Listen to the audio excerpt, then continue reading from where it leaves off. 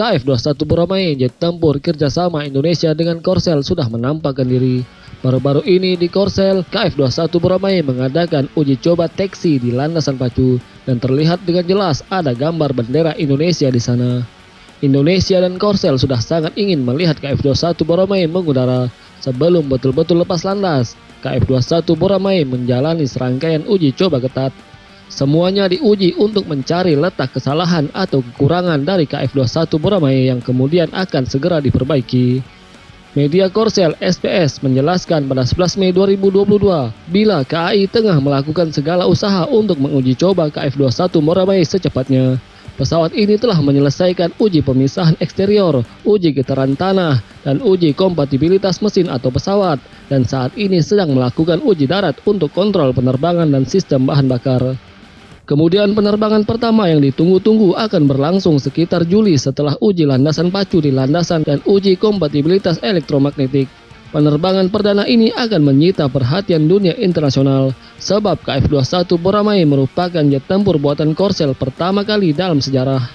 Selain itu juga adanya keterlibatan Indonesia dalam proyek ini membuat dunia ingin tahu apakah negara Asia Tenggara mampu membangun jet tempur sendiri. Bila nantinya KF-21 Boramae berhasil terbang perdana, uji coba masih akan berlanjut yakni uji coba terbang.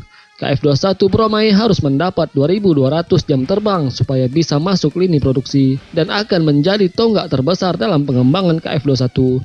Keberhasilan atau kegagalan proyek KF-21 bergantung pada seberapa efektif dan tepat waktunya uji coba ini. Spesifikasi dasar KF-21 Boramae sebenarnya sudah cukup untuk Indonesia. Jet tempur ini memiliki kecepatan 2,2 Mach, cukup bagi Indonesia menjadikannya jet tempur interceptor yang selama ini diemban oleh Su-30. Tak hanya itu, KF-21 Boramae bisa melakukan berbagai peran tempur yang selama ini minim di lini kekuatan udara Indonesia. Karena bisa dimuati senjata sampai 7,7 ton, KF-21 Boramae bisa mengusung berbagai misi tempur dalam sekali terbang. Pesawat ini bisa melakukan maritime strike yang selama ini Indonesia lemah dalam hal itu. Selain itu, jet tempur ini juga mampu memberikan mobilitas dan kemampuan tempur di segala cuaca. Apalagi Korsel membekali KF-21 Boramae dengan rudal canggih masa kini. Hampir semua rudal buatan barat bisa diluncurkan dari KF-21 Boramae. Contoh saja MBDA Meteor yang amat berbahaya itu. Segala kecanggihan KF-21 Boramae tersebut cuma menuntut Indonesia untuk mengeluarkan duit sebanyak 20 triliun rupiah saja. Uang sedemikian itu akan membuat Indonesia mendapat 40 unit KF-21 Boramae plus transfer teknologi pembuatan jet tempur. Tapi apalah cur, Indonesia telat membayar hingga menunggak iuran KF-21 Boramae. Selama periode ini, Indonesia masih membayar untuk program tersebut, tetapi tidak sesuai dengan jadwal yang telah disepakati. Kini karena menunggak pembayaran KF-21 Boramae, sedangkan pesawat akan segera terbang, Korsel mengambil langkah tegas kepada Indonesia.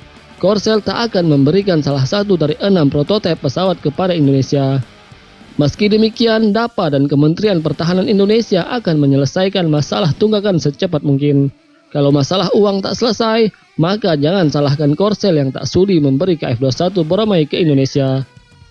Namun demikian sudah menjadi kebijakan otoritas Korea. Jika Indonesia tidak membayar tunggakan hingga akhir, pemerintah tidak akan memberikan satupun dari 6 prototipe terbang ke Indonesia.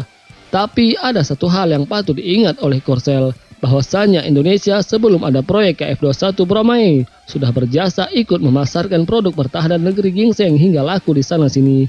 Bila KF-21 Boramae gagal jadi milik Indonesia, lebih besar kemungkinan jet tempur tersebut tak bakal laku dijual dimanapun. Silahkan dicoba kalau Seoul mau.